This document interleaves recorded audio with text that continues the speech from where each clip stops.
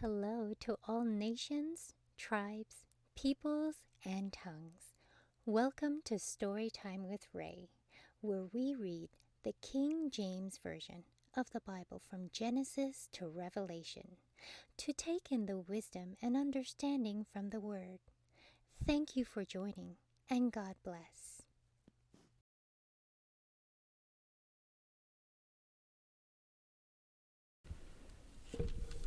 Acts chapter 27. And when it was determined that we should sail into Italy, they delivered Paul and certain other prisoners unto one named Julius, a centurion of Augustus' band. And entering into a ship of Adramyttium, we launched, meaning to sail by the coast of Asia, one Aristarchus, a Macedonian, of Thessalonica, being with us. And the next day we touched at Sidon. And Julius courteously entreated Paul and gave him liberty to go unto his friends to refresh himself. And when he had launched from thence, we sailed under Cyprus because the winds were contrary. And when we had sailed over the sea of Cilicia and Pamphylia, we came to Myra, a city of Lycia. And there a centurion found a ship of Alexandria sailing into Italy, and he put us therein. When we had sailed slowly many days, and scarce were come over against Cnidus, the wind not suffering us, we sailed under Crete, over against Salome. And hardly passing it, came unto a place which is called the Fair Havens, nigh whereunto was the city of Lasea. Now when much time was spent, and when sailing was now dangerous, because the fast was now already past, Paul admonished them, and said unto them, Sirs, I perceive that this voyage will be with hurt and much damage, not only of the lading and ship, but also of our lives. Nevertheless, the centurion believed the master and the owner of the ship more than those things which were spoken by Paul.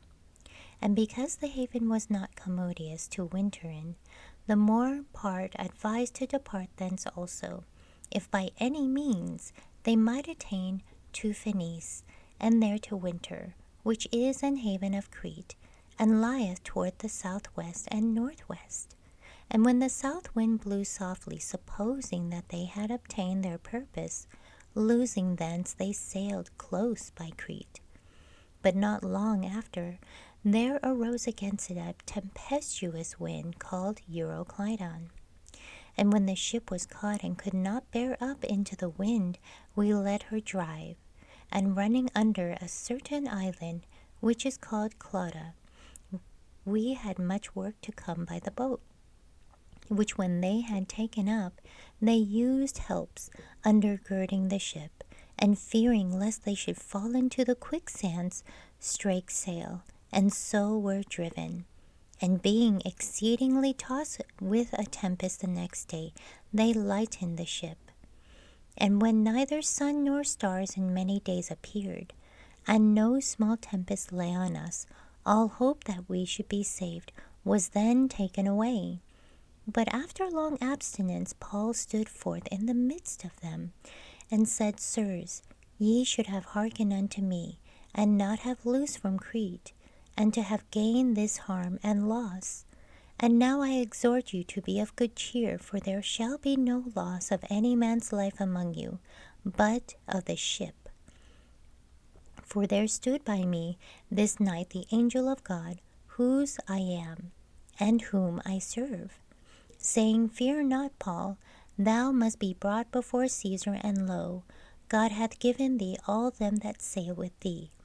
Wherefore, sirs, be of good cheer, for I believe God, that it shall be even as it was told me. Howbeit we must be cast upon a certain island. But when the 14th night was come, as we were driven up, and down in Adria about midnight, the shipmen deemed that they drew near to some country, and sounded and found it 20 fathoms. And when they had gone a little further, they sounded again, and found it 15 fathoms. Then, fearing lest we should have fallen upon rocks, they cast 4 anchors out of the stern and wished for the day. And as the shipmen were about to flee out of the ship, when they had let down the boat into the sea, under color as though they would have cast anchors out of the foreship, Paul said to the centurion and to the soldiers, "Except these abide in the ship, ye cannot be saved." Then the soldiers cut off the ropes of the boat and let her fall off. And while the day was coming on, Paul besought them to all take meat, saying, "This day is the 14th day that ye have tarried, and continued fasting, having taken nothing. Wherefore I pray you to take some meat, for this is for your health, for there shall not an hair fall from the head of any of you." And when he had thus spoken, he took bread, and gave thanks to God in presence of them all. And when he had broken it, he began to eat. Then were they all of good cheer, and they also took some meat. And we were in all in the ship 260 souls. And when they had eaten enough, they lightened the ship, and cast out the wheat into the sea. And when it was day, they knew not the land, but they discovered a certain creek with a shore, into the which they were minded, if it were possible, to thrust in the ship. And when they had taken up the anchors, they committed themselves unto the sea, and loosed the rudder bands, and hoised up the mainsail to the wind, and made toward shore. And falling into a place where 2 seas met, they ran the ship aground, and the forepart stuck fast, and remained unmovable, but the hinder part was broken with the violence of the waves. And the soldiers' counsel was to kill the prisoners, lest any of them should swim out and escape. But the centurion, willing to save Paul, kept them from their purpose, and commanded that they which could swim should cast themselves first into the sea, and get to land. And the rest, some on boards, and some on broken pieces of the ship. And so it came to pass that they escaped all safe to land. Thank you so much for joining and listening to this beautiful chapter. I highly recommend it as a personal read.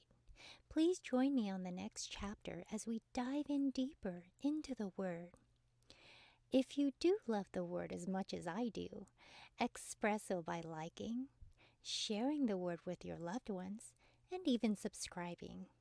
And may the Lord bless you each and every day.